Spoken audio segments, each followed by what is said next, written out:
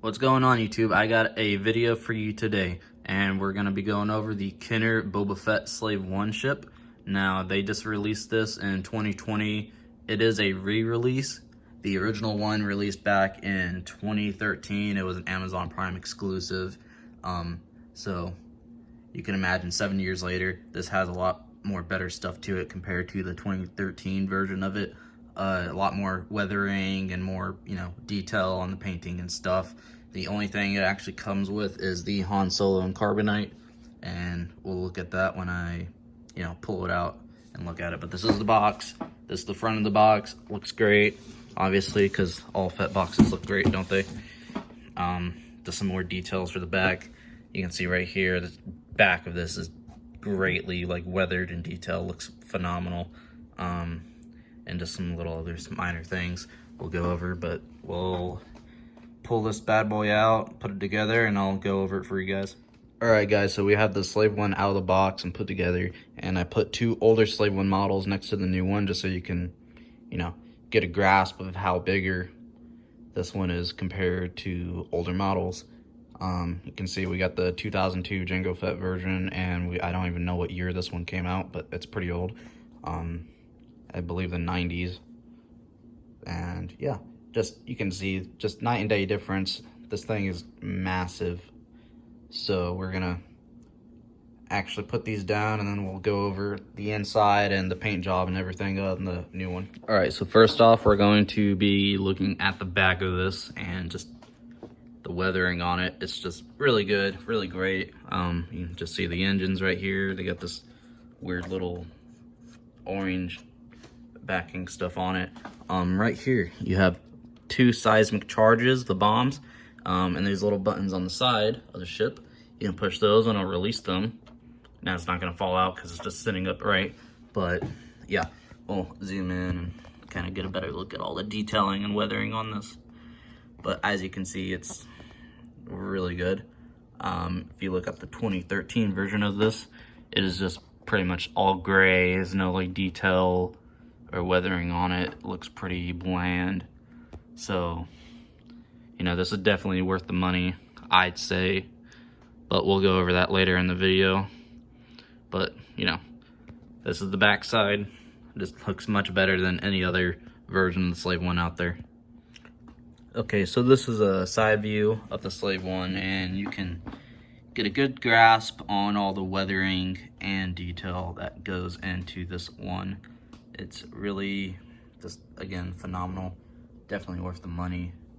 You can see it kind of gets lighter up here, and as you go down, it becomes darker as a result of the weathering. The turrets look great. Just everything on the ship is just, really good. Here are the wings. We'll go look at these closer as we progress through the video. But I'm going to show you guys the inside of it right now and how all that works. All right, so this is the inside of it. I'm going to try and show you the best view I can give you. So when you do get it, comes with stickers. You can see right here, you have stickers. I put these on, and these ones right here, the ones on the wall in the back, those were already in there. Now, I'm not too anal about getting my stickers all nice and pretty because, for one, they're on the inside of the ship. No one's going to be looking at that or paying attention. So I don't really care. But if you do care about that stuff, have fun getting these ones in here nice and perfect. They're quite the pain in the ass, especially this one in the back. But you can see this is where you could stand some figures up or do whatever with them. That's the inside. This is the pilot seat, and it rotates, and we'll look at that later. But this is the inside. If we look up here, there's a little cage, and that's where he puts captives at. This is supposed to be the door for walking in and out on the ramp, but we'll look on this other side of it now too. All right, so this side of the Slave 1, right here we have a little ramp. You can slide it out, just lift it up and slide. Comes like that. Or you could also take it off, I don't know, put something in here if you want. But yeah, this is supposed to be like a ramp for the Slave 1. Doesn't help that I have it kind of on a weird table, but yeah, that's better. But that's the ramp. You can walk up in there and do whatnot. But right here, you can see the bottom of the turrets and the you know, the darts. This is the bottom of the ship, just nice detailing on it. But underneath here, we'll open this up and take a look. There we go. Bring that down, and it comes with this. Now this is just like a little prison capsule thing. Put figures in there if you want, put whatever you want in there. But if you look back on the 2013 version of this, it's just all gray. It's not this clear plastic piece up top. So it's a nice little detail, I think. I like it more than the original version of it. It's pretty nice. But yeah, you can see, you just put this up here and it just sits there, and you can load it up. Just click that back in there. I'll try to click it back in there. There we go. And you can see it sitting right there. You could also put Han Solo and Carbonite up there, I believe. I'll have to check that out here in a minute. But, you know, we'll go ahead and slide this back in, close that, and we'll go ahead and look on the front. Right, so this is the front, and this thing is massive, so it's just hard to get the whole thing in camera unless I get pretty far back. But, you know, there's a whole nice little snippet for you. But we'll just go ahead and look at the weathering and, you know, kind of slide up, and we'll take a look on the inside of the cockpit here in a minute. But it's just really looks good. That's all I can say. So this piece right here, it comes, you slide this piece out. I'll have to, there you go. You slide the top two pieces out, and then it will, you know, come down like so. So this is the inside of it. You can see there's a little compartment to put Han Solo in. I'll go ahead and show you guys that. It's nice little Han Solo. Yeah, and slide him back in there. Now, you could put him in the other compartment that I showed you guys earlier, but here's two more stickers that you can put on. I actually did try to get anal with these ones just because, you know, that's the actual part you can see, so why not? But this is the front. Now, the ship rotates. Now, it's upright like this because the landing gear is down. Now, if I were to put the landing gear up, it will rotate, and it's gonna kind of be hard to show you guys that, but I'll try to do my best. But we'll go ahead and look at that here in a second. All right, so you can, you see how the pilot seat is, down right now. We're gonna pop the landing gear up, and you can see that, I can't. It's hard to do this. I transitioned the wings. All you have to do is flip them up. I had to use both hands, so I had to set the camera down, otherwise I wouldn't have been able to record it because I don't have a stand for it, for my phone. And that's what I'm recording this on. But anyways, you see I locked the wings into position, and now this is upright. And we'll just kind of get a good look on the inside there. You can see this is the whole little control panel, and this kind of just moves around. Now, I don't have a figure to put in there because those are sold separately, and I don't collect 3-inch figures, but I had to just, get this as soon as I, saw it. But, let me get this put back together, and I'll show you guys, like, the final, just, overview.